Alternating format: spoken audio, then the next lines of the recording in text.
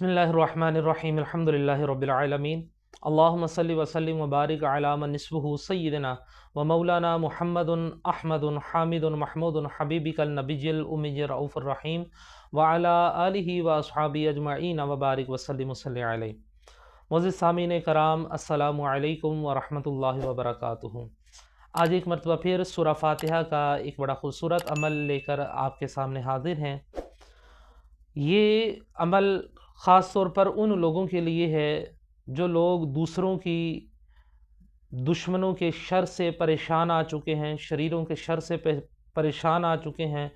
दुश्मन जो है वो पे वार करते हैं, तंग करके उन्होंने आपको रखा हुआ है और वो आपकी बहुत ज़्यादा दिल आज़ारी करते हैं, आपको परेशानी के अंदर मुब्तला किया हुआ है।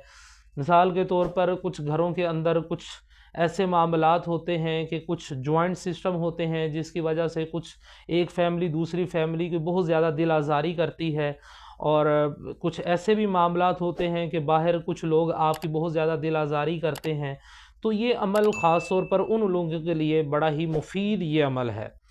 फरमाया कि अगर कोई कम ज़र्फ़ किस्म का दुश्मन, ऐसा दुश्मन ज़ाहिर है कम ज़र्फ़ ही होगा, तो कम ज़र्फ़ किस्म का वो दुश्मन हो रहा, वो आपकी दिल आज़ारी से बाज ना आता हो और लोगों में जाकर आपकी चैमगोइयाँ करता हो, लोगों के सामने जाकर आपके अंदर वो अमल है भी नहीं है, आपने वो काम किया भी नहीं है, फिर भी लोगों के सामने जाकर वो आपकी बुराइयाँ करता है, आपकी बुराइयों से वो बाज नहीं आता और लोग उसको सच मान भी लेते हैं।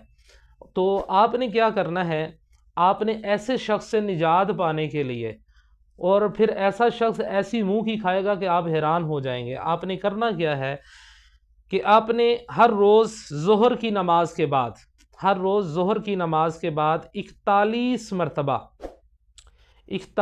मरतबा आपने सूरह फातिहा को पढ़ना है।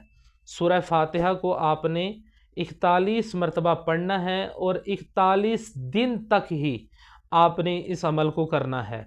और जब आप सूरह फातिहा 41 मरतबा पढ़ लें तो अव्वल आखिर आपने 3-3 मरतबा दुरूद शरीफ पढ़ना है।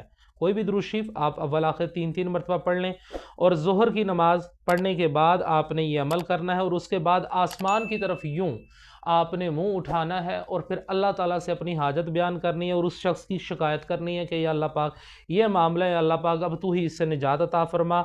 तो आप हैरान रह जाएंगे कि इंशाअल्लाह दुश्मन की कार्रवाइयाँ जो हैं वो धरी की धरी रह जाएंगी और अल्लाह रब्बुल इज़्ज़त आपको हर जगह से इज़्ज़त और फ़तह और नुसरत अता फरमाएगा। इस अमल की आप सबको मुकम्मल तौर पर मुकम्मल इजाज़त है।